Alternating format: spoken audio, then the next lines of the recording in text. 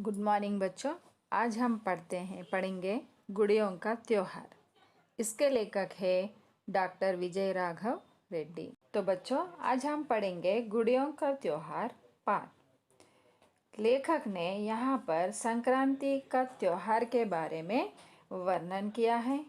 लेखक के यहाँ इसे गुड़ियों के त्योहार के रूप में भी मनाया जाता था। लेखक की पत्नी और बच्चे गुड़ियों को खरीदने की जिद कर रहे थे। लेखक के पास पैसों का अभाव था। उसे संक्रांति पर गुड़ियों के साथ साथ बच्चों के लिए नए कपड़े सिलवाने थे। उसे अपनी पत्नी के लिए नई साड़ी खरीदनी थी। इस कारण उसने एक उपाय सोचा।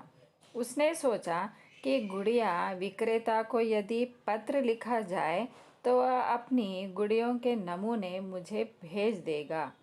इस प्रकार बच्चों को गुड़ियाँ भी मिल जाएंगी और मुझे पैसे भी नहीं खर्च करने पड़ेंगे। इस कारण लेखक ने वेंकोजी एंड सन्स कंपनी से कुछ गुड़ियों के नमूने भिजवाने के लिए पत्र लिखा। लेखक ने चालाकी लगाई कि उसे गुड़िया भी मिल जाए और पैसे भी ना खर्च करना पड़े।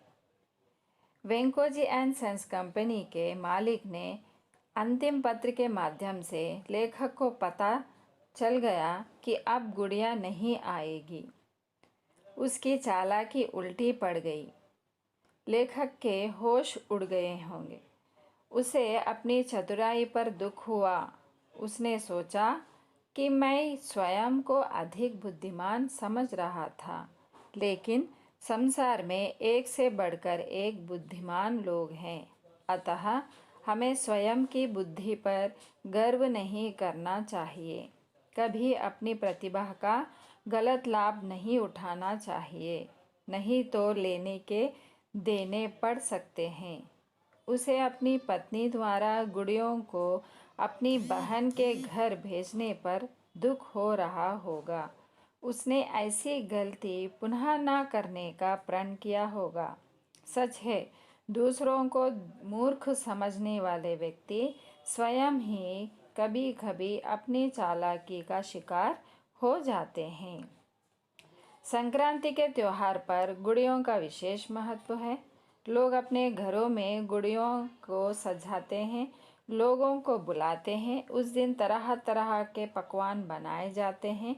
बच्चे गुड़ियों को देखकर बहुत प्रसन्न होते हैं। इससे कलाकारों की भी आय हो जाती है और हमारी संस्कृति भी जीवित रहती है। संक्रांति जैसे त्योहारों पर गुड़ियों की प्रदर्शनी हमारे देश की कलात्मक संस्कृति को दर्शाती है। आज भी बाज़ारों में संक्रांति के अवसर पर तरह तरह की गुड़ियों को बिकते देखा जा सकता है। बच्चे संक्रांति के त्योहार की प्रतीक्षा बड़े चाव से करते हैं। इसी कारण संक्रांति के त्योहार को गुड़ियों का त्योहार भी कहा जाता है। तो बच्चों, मैं आशा करती हूँ कि आपको यह पाठ समझ में आया हो। धन्यवाद।